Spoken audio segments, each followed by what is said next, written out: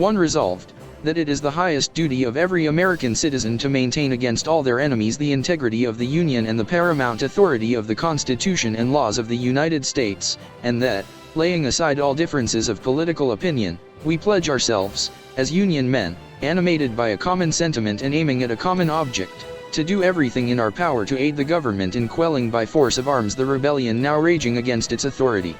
and in bringing to the punishment due to their crimes the rebels and traitors arrayed against it. 2. Resolved, that we approve the determination of the government of the United States not to compromise with rebels, or to offer them any terms of peace, except such as may be based upon an unconditional surrender of their hostility and a return to their just allegiance to the Constitution and laws of the United States, and that we call upon the government to maintain this position and to prosecute the war with the utmost possible vigor to the complete suppression of the rebellion, in full reliance upon the self-sacrificing patriotism, the heroic valor and the undying devotion of the American people to the country and its free institutions.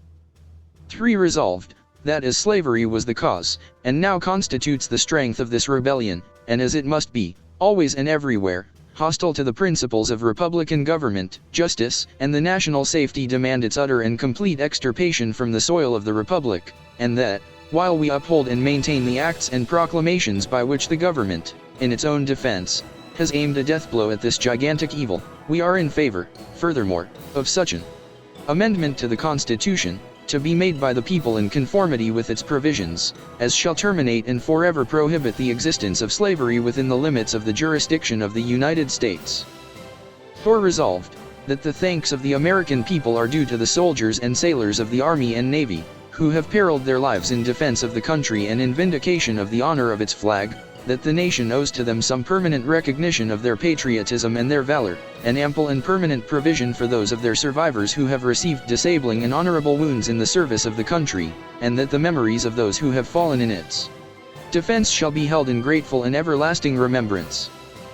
5. Resolved, that we approve and applaud the practical wisdom, the unselfish patriotism and the unswerving fidelity to the Constitution and the principles of American liberty, with which Abraham Lincoln has discharged, under circumstances of unparalleled difficulty, the great duties and responsibilities of the presidential office, that we approve and endorse, as demanded by the emergency and essential to the preservation of the nation and as within the provisions of the Constitution, the measures and acts which he has adopted to defend the nation against its open and secret foes, that we approve, especially, the proclamation of emancipation, and the employment as Union soldiers of men heretofore held in slavery, and that we have full confidence in his determination to carry these and all other constitutional measures essential to the salvation of the country into full and complete effect.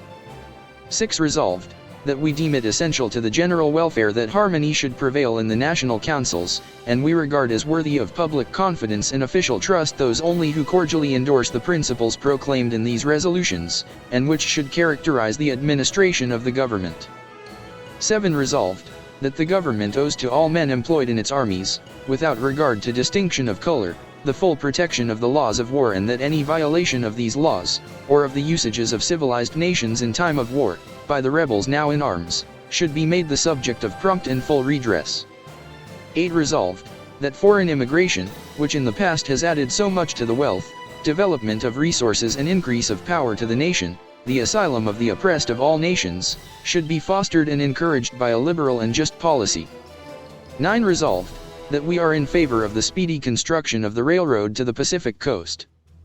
10. Resolved, that the national faith, pledged for the redemption of the public debt, must be kept inviolate, and that for this purpose we recommend economy and rigid responsibility in the public expenditures, and a vigorous and just system of taxation, and that it is the duty of every loyal state to sustain the credit and promote the use of the national currency.